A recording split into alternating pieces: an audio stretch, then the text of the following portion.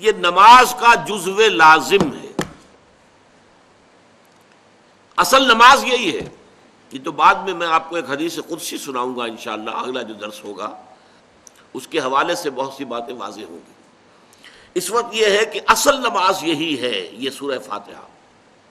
چنانچہ میں آپ کو حدیث سنا رہا ہوں جو صحیح بخاری میں بھی ہے، صحیح مسلم میں بھی ہے، جامع ترمذی میں بھی ہے، سنن ابی داود میں بھی ہے، سنن نسائی میں بھی ہے، اور بہت سی کتابوں میں موجود ہے.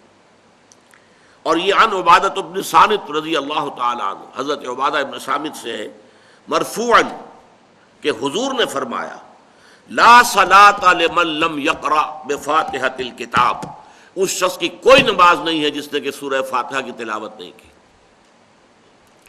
اب اس سے ہمارے ہاں ایک بڑا اختلاف پیدا ہوا، وہ نوٹ کر لیجیے. ایک رائے یہ ہے آپ اگر علیحدہ نماز پڑھ رہے ہیں تو ظاہر بات ہے کہ آپ کو ہر رکعت میں خود پڑھنی ہی پڑھنی ہے سورہ فاتحہ. جب باجماعت پڑھ رہے ہیں اب کیا شکل ہو؟ امام پڑھ رہا ہے سورہ فاتحہ تو کیا مقتدی کو بھی پڑھنی چاہیے؟ اس حدیث میں جو الفاظ کی شدت ہے اس کی بنا پر رجحان یہ ہوتا ہے کہ یقیناً اس صورت میں ہر شخص کو لا صلاۃ لمن لم یقرأ بفاتحۃ الکتاب، جس نے کہ فاتحہ کی تلاوت نہیں کی، قرأت نہیں کی، اس کی کوئی نماز ہی نہیں.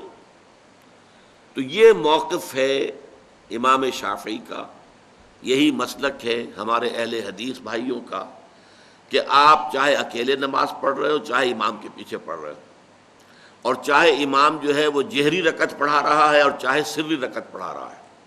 خاموشی والی رکعت سورہ آپ کو معلوم ہے کہ نماز جو ظہر اور عصر کی ہے تو چاروں رکعتیں جو ہے وہ سری ہیں.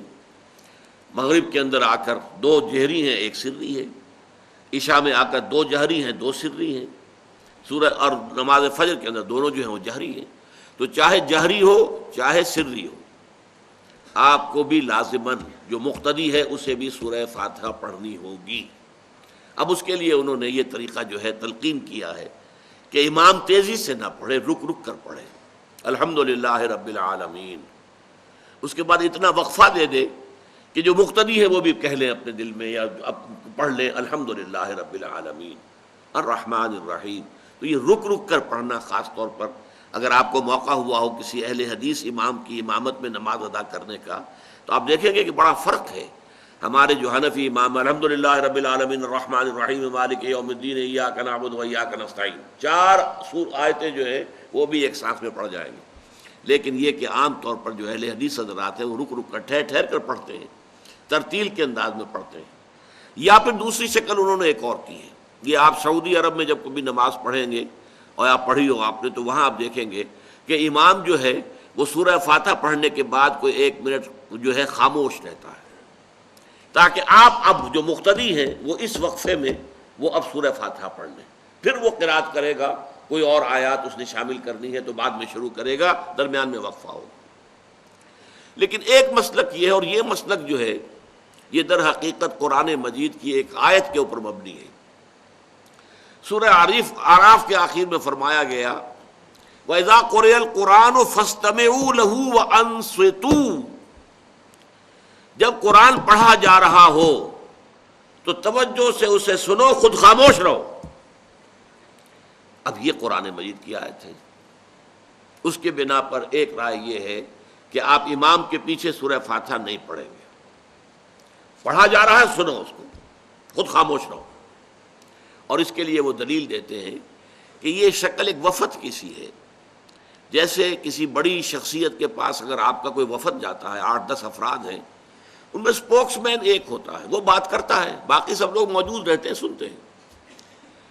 اسی طریقے سے امام جو ہے وہ گویا کہ آپ کا نمائندہ ہے اور وہ پڑھ رہا ہے الحمدللہ رب العالمین الرحمن الرحیم مالک یوم الدین. تو امام کی قرأت ہی آپ کی بھی قرأت ہو گئی. گویا کہ اس آیت سے، اس حدیث سے اختلاف نہیں ہے، اس کی تعبیر سے اختلاف ہے کہ امام کا قرأت کر لینا در حقیقت مقتدیوں کی طرف سے بھی قرأت ہے. اس میں جو حنفی مسلک ہے وہ بہت سخت ہے، اور وہ یہ ہے کہ چاہے سری نماز ہو اور چاہے جہری ہو، ہر کسی بھی حالت میں مقتدی جو ہے وہ سورہ فاتحہ نہیں پڑھے گا. اب اس میں ذرا سا سوال پیدا ہوتا ہے کہ جہری رکعت میں تو اس آیت کا اطلاق ہو جائے گا کہ وَإِذَا قُرِئَ الْقُرْآنُ فَاسْتَمِعُوا لَهُ وَأَنصِتُوا، سری میں تو اس آیت کا اطلاق نہیں ہوتا۔ بہرحال یہ مسلک ہے، امام شافعی کا ایک انتہا پر ہے، ہر صورت میں سری ہو یا جہری ہو آپ کو پڑھنی ہی پڑھنی ہے، اور امام ابو حنیفہ دوسری انتہا پر ہیں کہ چاہے سری ہو چاہے جہری ہو کسی شکل میں نہیں پڑھنا۔ امام مالک کا مسلک ہے درمیان میں، اور میں اس میں کوئی جھجک محسوس نہیں کرتا کہ میں آپ کے سامنے عرض کر دوں کہ میں اس پر عمل پیرا ہوں۔ وہ کیا ہے؟ جہری نماز میں خاموش رہو اور سنو، اس آیت کا اطلاق ہو جائے گا جب بلند آواز سے پڑھ رہا ہے امام تو پوری توجہ، فاستمعوا لہ، اپنی پوری توجہ کو اس کے سننے کے اوپر مرکوز کر دو اور خود خاموش رہو۔ سری رکعت میں البتہ جبکہ وہ بھی خاموشی سے پڑھ رہا ہے آپ بھی خاموشی سے پڑھ رہے ہیں۔